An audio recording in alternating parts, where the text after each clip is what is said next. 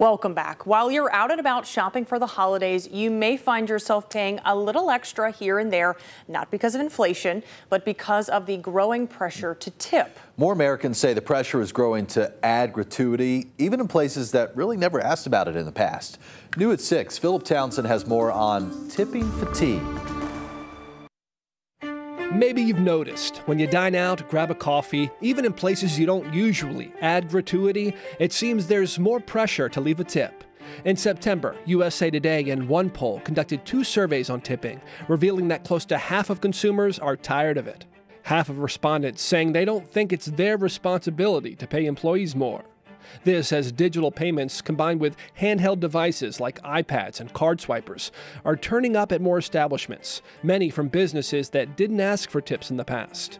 For example, it's one thing to tip servers when you dine in, or a delivery driver when they drop off your order.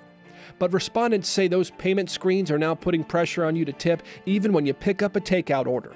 Some screens automatically prompting tip recommendations that exceed the traditional 15 to 20%. But there's also a chance you've heard people in service industries firing back at this idea of tipping fatigue.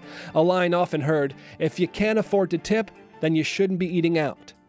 They may have a point, because there's a big generation gap when it comes to tipping, and it may be on its way out. According to a survey from Finder, 60% of baby boomers say they always tip, compared to just 32% of Generation Z. When asked what factors led to them tipping, outside of quality of service, personal budget was the #1 factor for the youngest generation, something only 2% of boomers say they factor in. For 13 News Now, I'm Philip Townsend. And when it comes to who gets tipped the most, personal care workers like hairstylists and babysitters top the list, followed by delivery drivers and service industry workers like restaurant servers.